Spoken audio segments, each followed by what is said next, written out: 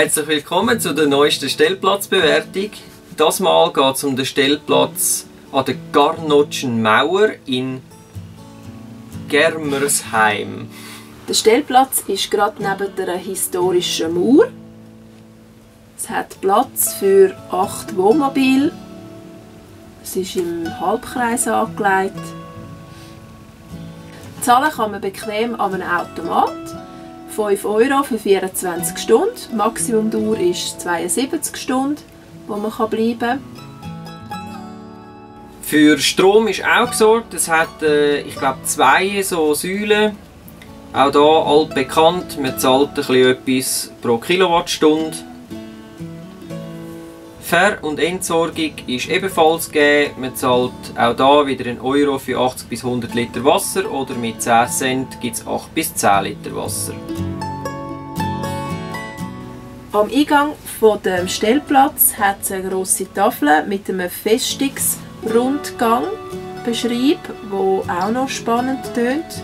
Darum könnte man gut 2 bis 3 Tage bleiben und sich das Ganze näher anschauen.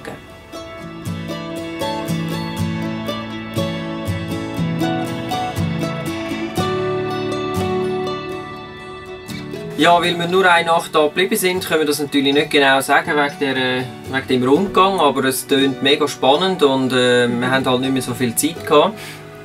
Aber unsere Bewertung würde ich sagen... Ein 5, ein gutes 5. 5 Sternchen, weil gut gelegen, schöne Anlage, es war eigentlich recht ruhig. Hinterher war jetzt zwar der Tag durch ein bisschen Baustelle, aber das ist dann, Abend ist ja das ruhig, dann stört das auch nicht.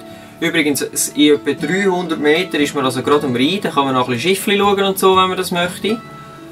Und ja, also cool gelegen und es gibt etwas anzuschauen. Es hat sogar noch ein Strassenmuseum dort, da wäre ich eigentlich gerne rein, aber eben keine Zeit gehabt, vielleicht das nächste Mal.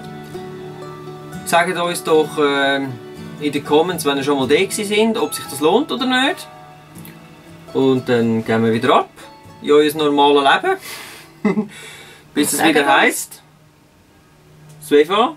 On Tour. On Tour. Tschüss zusammen. Tschüss zusammen. Wenn euch das Video gefallen hat, dann lasst uns doch einen Daumen nach oben da.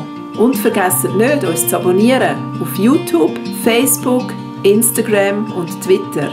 Wir wünschen euch eine spannende Zeit. Bis zum nächsten Mal, wenn es wieder heisst Svefa on Tour.